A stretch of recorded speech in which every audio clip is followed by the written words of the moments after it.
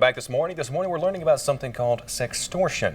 It's a powerful form of blackmail that can wreak havoc on a person's life. That's right. It can destroy families and rob victims of their finances, privacy, and peace of mind.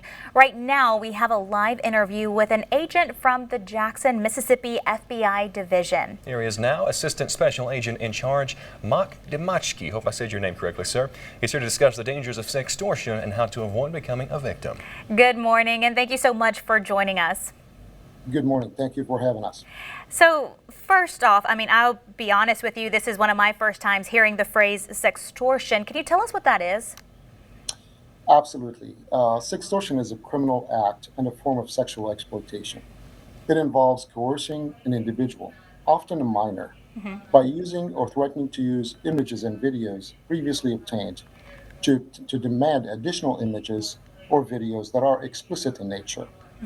The perpetrator often demands money and threatens to expose the images to friends or family if the victim does not pay. Okay.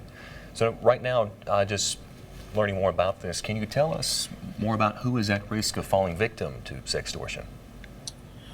So sextortion can take place through the internet, using social media, online gaming applications, and more. So anyone who has access to the internet by any means can become a victim of sextortion. Wow.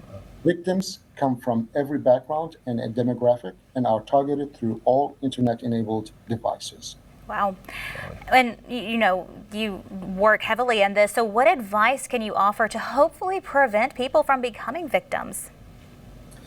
In this area, I would like to talk about prevention and protection.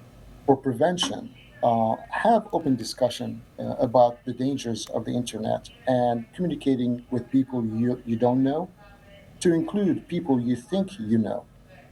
Warn against risky behavior. Encourage kids to talk to someone they trust about sextortion.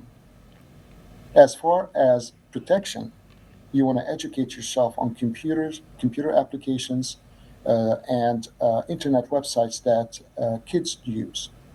Regularly supervise kids' activity online. Use basic security measures on computers and detect and avoid malware. Keep your computer software up to date. Use strong passwords, and you do not share those passwords with anyone except for parents or guardians. Turn off your computers and cover your cameras when you're not using them. Do not open attachments from unknown senders.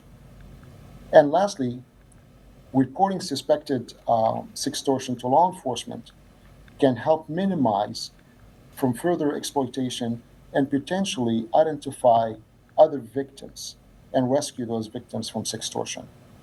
And if you want to report sextortion, you can call your local FBI office or maybe contact 1-800-CALL-FBI.